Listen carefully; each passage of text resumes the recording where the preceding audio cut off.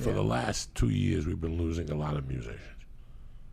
Like just a handful, from Greg Allman to fucking Prince. But this year we lost 2 of them to the same fucking thing, you know. And I remember when you and I first met, we were here in this, I think we were in the other office, and we were talking about how with musicians, comedians, there's a thin line with mental illness, you know. You know, Lee and I had a double day podcast in here about depression. You know, Lee was feeling a little down.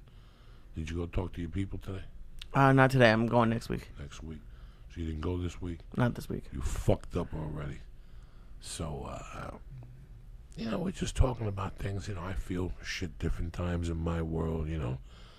I get feelings in my head that I'm not evil or nothing, but I'm just not feeling what I should be feeling. You know what I'm saying? Like, every you find yourself and you're like, why am I feeling like this?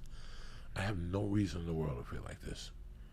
Why do I feel this way? But this year, we've had 2 musicians, you know, Chris Cornell, who you hear every fucking day on the radio to rub salt in your wounds. You know, I feel like writing a letter to the radio stations and going, stop playing them for a year, please, a year, because I can't even get over it, you know. I like the other band, you know, but it's not about whether you like the band or not. The kid still took his life. What a fucking shame. From Lincoln Park. I mean, what the fuck? What? You know, now you're hearing all these stories. They were part of a child pornography ring, and they went in and hung both of them.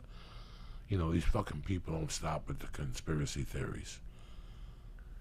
You know, they found no obvious heroin in Chris. You know, they found whatever pills he had in his system, you know. I mean, do you have a take on this? Do you feel anything? Well, the theory behind the child pornography ring was that they were about to uncover. They were about to say who was involved. They were not involved in it. No. They were completely against that. You know. Lo siento, San Lázaro. Aquí en October, San Lázaro, which is like, I gotta go to church and do some. You gotta kill a chicken. And you gotta kill a chicken when you fuck with San Lázaro. Shit.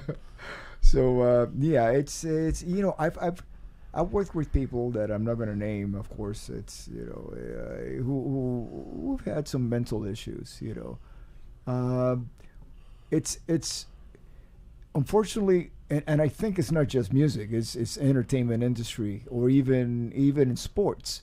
You know.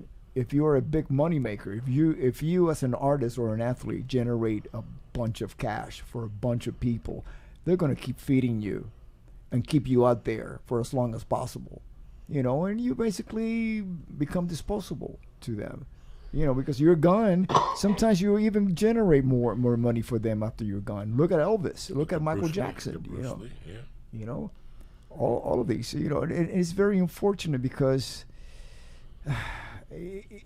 It's, you know, I can't judge anybody because it's their journey. We each have our own journey, and I'm not here on this earth to judge people. You know, it's very sad that it happens, and I just hope that it stops very soon. If people are able to offer help, but you know, sometimes when if you're on the road. Man, that could be the loneliest place ever. You're in your room all by yourself. Sheds start coming through your head. It can be very dark. Very, very dark. Even in the bunk of a tour bus, man. You know, you're traveling and shit going on through your head, you know. Especially if you happen to have mental illness, you know.